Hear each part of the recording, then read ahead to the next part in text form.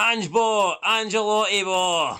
It's time for Fog Ball. It's time for the player ratings. We're going to rate all the players from Celtic's 3-0 defeat to Real Madrid in Glasgow. They spent millions on the disco lights, and I bet you they just want to turn those lights off now after this defeat. It was a good performance for Celtic, in all fairness. Probably deserved something at the game. Definitely didn't deserve to lose 3-0, but 3-0 it was, and we've got to take that into consideration to when we do these player ratings. So we could have did the Real Madrid player ratings, but we decided we're just going to do Celtic, focus more on Celtic, and that's it really. So yeah, we'll start off with Joe Hart as always. We'll work our way through the defence, midfield, attackers. Then we go into the subs, and then last but certainly not least, we will rate Ange Postecoglou, the big fatty from Australia.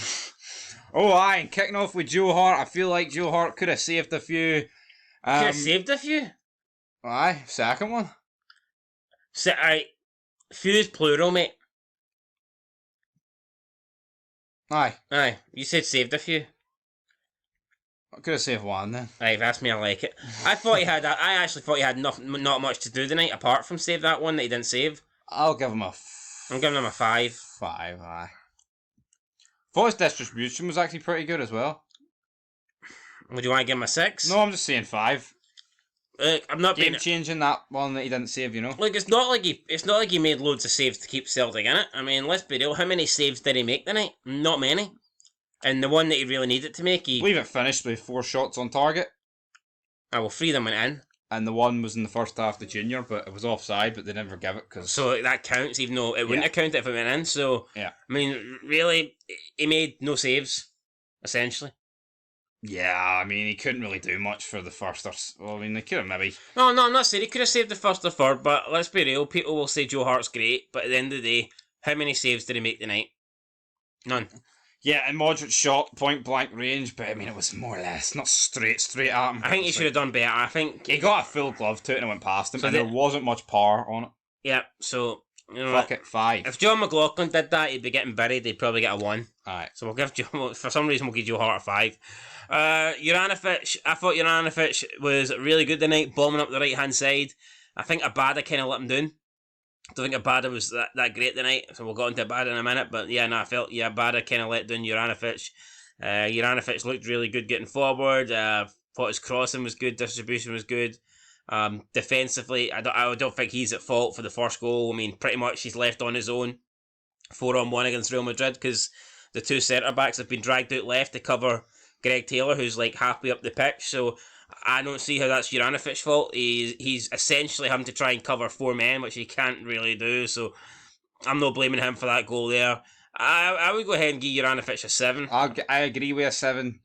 Definitely Celtic's best defender. Moving on, we've got Cameron Carter-Vickers.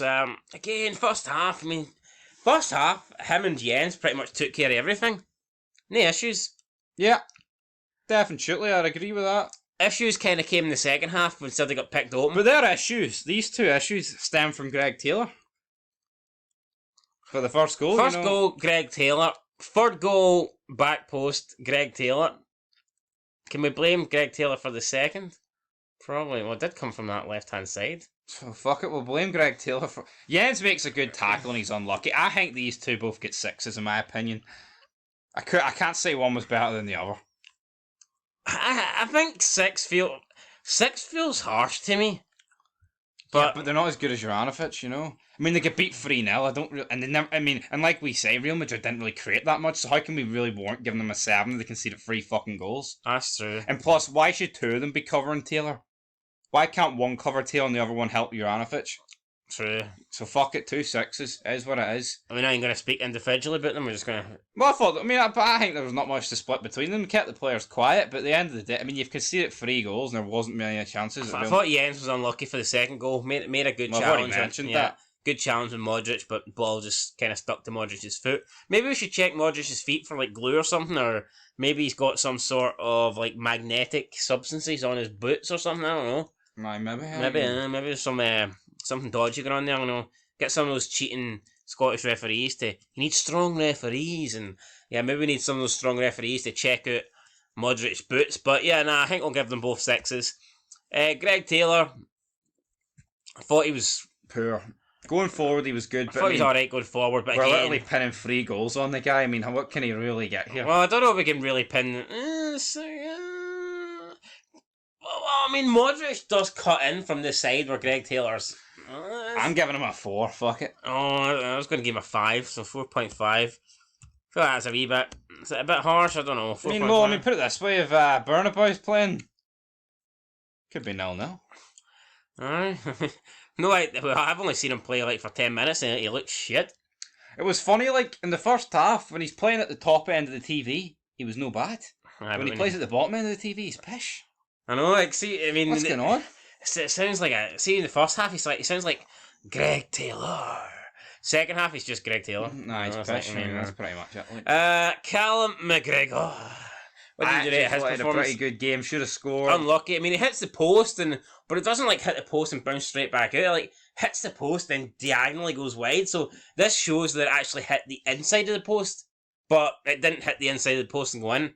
Hit the inside of the post and went wide. You know what? Like, I don't think he could have got closer though, because I mean, he didn't hit the outside. He didn't hit the post straight on. He actually hit the inside of the post. So I don't think he could have got much closer without scoring. Yeah, I agree. I think this is one of the better Callum McGregor performances against a really good midfield. Yeah, because let's be real, right? We both think McGregor's overrated, like, but I think he stepped up tonight, and I thought he. Yep, I'll give him a 7. I'll give him a 7 as well. Rio Hatate up next. Again, I'd say probably a bit on par with McGregor. I thought his passing was really good at stages, but then he played a couple of misplaced passes, and sometimes he was at the back, and he was. Instead of clearing it up, he was trying to play his way out for the back, and like, I mean, I get that, like, but sometimes against Real Madrid, you know, that ain't going to work. I'll give him a 6. 6. So I'm going to give him a 7. I thought he was probably on par with McGregor, so 6.5. 6.5. Next up, the anonymous man, Matt O'Reilly. I think this was bad. I don't think this was very good. No, I thought Matt O'Reilly was poor tonight. Didn't really deliver. I mean, I'm going to give him a. I'm going to give him a 5 for what he was. I was going to give him lower, but he doesn't deserve lower than Taylor, so I'll give him a 5. 5. Abada, I mean, had a really good chance, played through, didn't do it. Poor for me. I'll give him a. I'll give him a 6, generous 6. There's one thing you've got to say about this team, though. You you can't question their work ethic. No, I mean, him, Jota, Giamakis, even like Zahatati, O'Reilly. Although I think there was a few times Giamakis could have been quicker to close down, but maybe he just doesn't have the legs. I mean, I think for a big man, like, he was doing alright. I think he was. Yeah, I'll give Abada a 6 too, but yeah, he should have took his chances. Jota, we said at the start of the game, this guy's not having a good game. I thought the longer the game went on, though, the better they got. Yeah, I'm going to give Jota a 7. I'll give him a 7. I thought he started a bit slow first 10-15 minutes, but generally I thought. And that's when you needed him to be good, though. Yeah, because that's when Celtic were probably at their best. Yeah. They had the upper hand. Yeah. Next up, Giamakis. I thought Giamakis was good tonight. I know you said that you didn't think he pressed it up, but I thought he did. I mean, I thought he was chasing down the defenders, chasing down the goalkeeper. Up against one of the best defences in the world, so I think he did a fucking good 20 job. seconds in, lays off Abada for a good pass, for a shot. He laid off Cal McGregor. I mean, Giamakis, say what you want about him, but the guy's not like selfish. He is good at holding up the ball and bringing other players into the game. And I felt like he'd done that well tonight. He did, on another night, he could have assisted a couple of goals. Didn't quite happen from the night. But I would go ahead and give Giamakis a 7. I thought I agree with that. I thought he was good tonight. He didn't really have a clear-cut chance for himself. He didn't, but it is what it is. Right, there you go, guys. Let's move on then to the midfielders. I'm going to Maeda up next. I'm giving him a 4. And the reason for that is... Missed him. Nah. I thought he was anomalous tonight. I just think that he didn't really... he wasn't really in the game apart from the sitter that he missed. Then he had another chance like late on. He missed that as well. Apart from that though, I don't think he offered much. I'm giving him a 4. Yeah, I'm going to give him a 4 because that is a massive chance. Yep. It is what it is. He has to score it. He doesn't score it. So 4 for me. Furuhashi came on with about 20 odd minutes to go. He chased down, but I don't think he was really fully fit. Didn't look 100% to me. If he was, I think he would have started. Fully energy though. Fully energy, yeah. He had that one chance. He got into the box and he narrowly missed it. Yota crossed it in. Furuhashi got some sort of contact on it and it just went wide. I'd probably give Furuhashi a 6. I mean, he chased in the back line, like, I'll say a 6. I'll give you a 6 as well for Furuhashi. Fully fit though. I feel like, I mean, Giamakis was good, like, but I feel like with Furuhashi it could have been. I mean, he'd have scored that. Miera chance if he was on. Well, that's the kind of goal he scores every week in the SPFL. I mean, who'd Miera come on for? Abada. I mean, Abada should have scored. Like, well, Maeda should score as well. Like, you know what I mean? It's not like, I mean, me or you would score. It's just one of those things. Like, it's not even the question of scoring. It's like, well, it is, but the shot itself is just shit. Morelos could have scored it. You could have mishit that and put it in the bottom left corner. You know, one of those ones. Morelos could have scored it for McDonald's. So I mean, it is what it is. That's pretty much what it is. Aaron Moy. Passenger. Did not even. Well, I knew he came on because I went, this guy's going to be at his depth here. I'll give him a 5. Yeah, bog standard 5 there for Moy. Turnbull. I just thought Turnbull got on the ball. He chased down players, something Moy didn't do. I'll give Turnbull a 6. Yeah, Turnbull. Could he have started? Probably not on form, like, but. I mean, Turnbull 6 is better than O'Reilly, like, I'll give him that. And last but not least for players is Haksabanovic. Had that good chance, made a save, forced a save for Courtois. Looked energetic. I thought he'd done alright. Didn't have a lot of time. He came on with about 10 minutes to go. But you know what? He made an impact in those 10 minutes. I'm going to give him a 6. Yeah, I'll give him a 6 as well. Create a good opportunity. But I mean, will this guy be able to put a stamp of authority on a place in the team? Who knows? Maybe. Then we move on to the last player, or should I say, last manager to rate here. It's Ange Postecoglou. I might have called him fat at the start of the video. I apologise for that, but at the end of the day, when you yourself are also fat. But he did finish the night with a big fat 0 in terms of points. So we'll see here. I thought Celtic first half were fucking phenomenal. I thought they were great. You know, they did. I mean, they legit dominated Real Madrid first half. So.